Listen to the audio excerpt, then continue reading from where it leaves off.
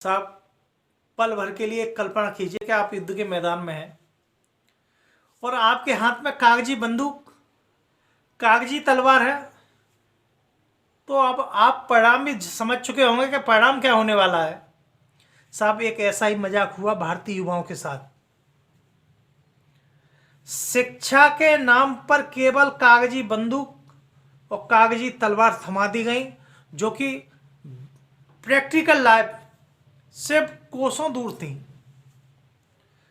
साहब, जो शिक्षा अंग्रेजों ने भारत को दी अपने लिए गुलाम पैदा करने के लिए, ऐसे लोग पैदा करने के लिए कि जो शरीर से तो भारतीय हों लेकिन दिमाग से अंग्रेज हों, अंग्रेजों की चापलूसी करे।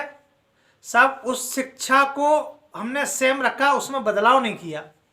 1966 में कोठारी आयोग ने 1966 में साफ कहा था कि अगर शिक्षा का प्रारूप नहीं बदला गया तो देश में बेरोजगारों की फौज खड़ी हो जाएगी।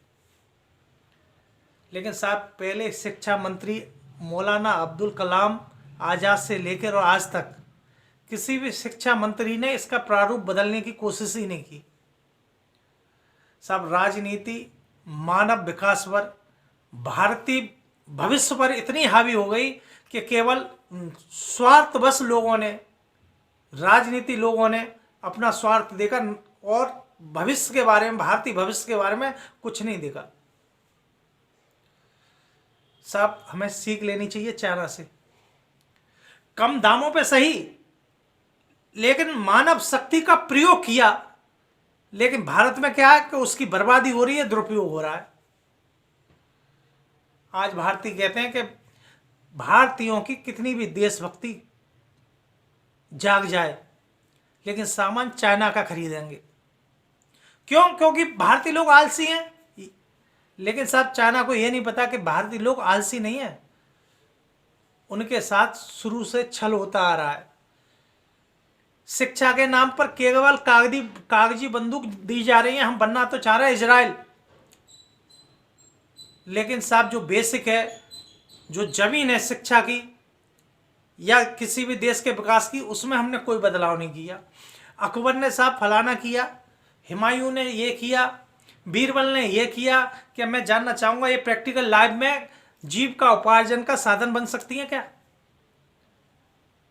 चलो मान लिया 20 लाख जो ग्रेजुएशन निकलते हैं, आपने 1 लाख को नौकरी दे दी सरकार ने, बाकी 19 लाखों का भविष्य, जीवन, परिवार आपने खत्म कर दिया।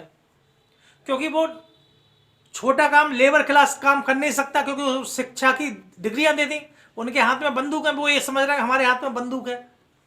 लेकिन हकीकत यह है कि वो नकली बंदूक, नकली कागजी बंदूक, तलवार देकर एक भ्रम की स्थिति पैदा कर दी। और आज साहब एक सर्वे कर लो कि आज जितना भी बेरोजगार है वो सब पढ़ा लिखा है, BA MA वाला है।